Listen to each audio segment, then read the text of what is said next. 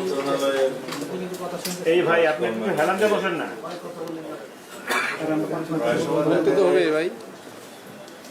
পুলিশের বিভিন্ন ব্যর্থতার বিষয়টা খুব হাইলাইট করা হয়। পুলিশ যে গুরুত্বপূর্ণ কাজ করে সেগুলো কেউ হাইলাইট করে না।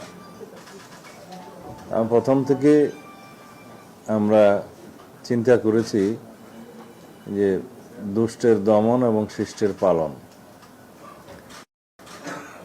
আর সেই বিষয়ে আমরা কঠোর থাকব।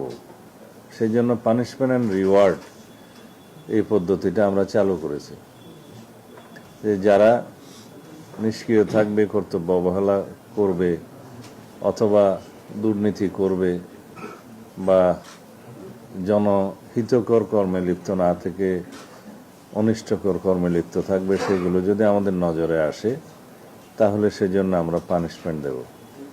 কিন্তু পুলিশ বাহিনীর কৃতিত্বপূর্ণ কাজের জন্য তাদের স্বীকৃতি দেয়াটা আগে তেমন একটা প্রচলিত ছিল না। বছরে একবার পুলিশ পদক দেয়া হতো রাজারবাগে বাৎসরিক অনুষ্ঠানে, কিন্তু এই প্রাত্যহিক ঘটনাগুলো তখন ততদিনে চাপা পড়ে যায়।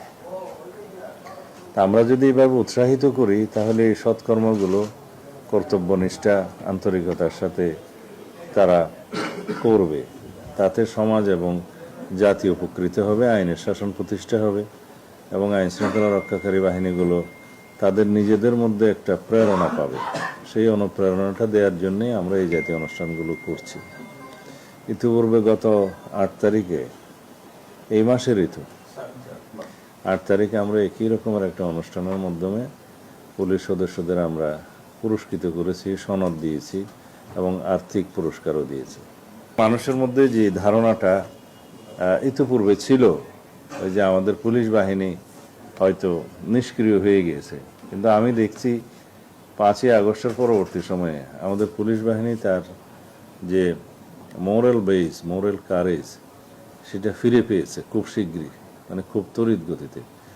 নির্বাচিত সরকার আসার পরে তারা এত বেশি সক্রিয় হয়েছে, দায়িত্ব পালন করছে এবং নিজের জীবনের ঝুঁকি নিয়ে তারা দায়িত্ব পালন করছে, সেটা লক্ষণীয়।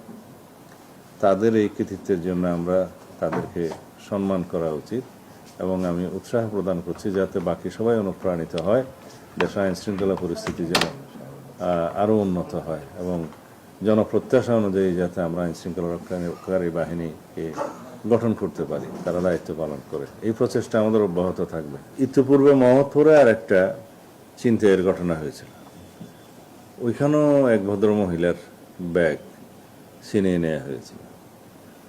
সেটা 4 কি 5 ঘন্টার ভিতরে তার মালামাল সহ উদ্ধার করা হয়েছিল, আসামিকে গ্রেফতার করা হয়েছে। সেই ঘটনা আমরা এখানে আনি নাই। এরকম প্রতিনিয়তই আপনারাই মিডিয়ার মাধ্যমে এগুলো প্রচার করেছেন, এইভাবে সর্বত্র করা হচ্ছে। কিন্তু ওভারনাইট মোহাম্মদপুরের মতো একটা এলাকা যেখানে বহু বছর যাবত একটা, আমি বলবো যে অপরাধীদের অভয়ারণ্য হয়েছে, সেটা ওভারনাইট নির্মূল করা সম্ভব হচ্ছে না। তবে আমরা কিছু পরিকল্পনা নিয়েছি, সেটা এখানে আমরা এখন বলতে চাই না, ফাঁস করতে চাই না। যে মোহাম্মদপুরকেও আমরা নিয়ন্ত্রণে নিয়ে আসবো ইনশাআল্লাহ, সেখানে অপরাধীদেরকে নির্মূল করা হবে পর্যায়ক্রমে। এটা পরিকল্পনার বিষয়, আমরা সেভাবে আগাবো। তবে এই বিষয়গুলো আমরা অ্যাড্রেস করছি, যেটাই আমাদের নজরে আসছে, যেটাই থানার মধ্যে রিপোর্ট করা হবে বা মামলা করা হবে বা গণমাধ্যমের মাধ্যমে, সোশ্যাল মিডিয়ার মাধ্যমে যেটা আমাদের নজরে আসবে, সেগুলো আমরা তাৎক্ষণিকভাবে আমরা অ্যাড্রেস করব।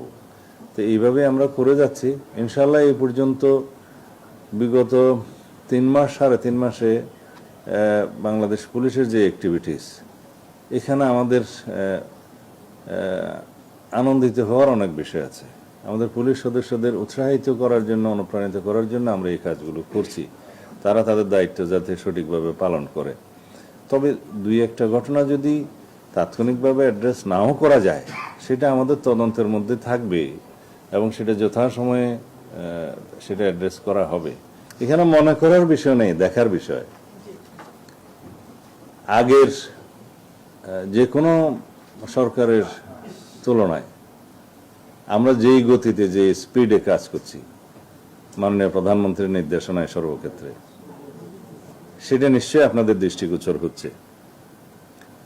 12 তারিখে আমরা ইন্টারপোলের মাধ্যমে আমাদের কাছে এনসিবি একটা সংস্থা আছে আমাদের, সেটা পৃথিবীর যারা ইন্টারপোলের সদস্য তাদের সব দেশে এই এনসিবি ইউনিটটা থাকে পুলিশের, তাদেরকে ইমেইলে জানানো হয়েছে ফেডারেল পুলিশের পক্ষ থেকে আবুধাবির ইউএই গভর্নমেন্টের, যে তারা আমাদের চাহিদা অনুসারে ইতিপূর্বে যে ইন্টারপোলের মাধ্যমে আমরা রেড নোটিশ জারি করেছিলাম সেটা জারি মানে বাস্তবায়ন হয়েছে, এবং তারা সেই ওয়ারেন্টের অনুসারে রেড নোটিশের অনুসারে তারা তাকে গ্রেফতার করতে সক্ষম হয়েছে।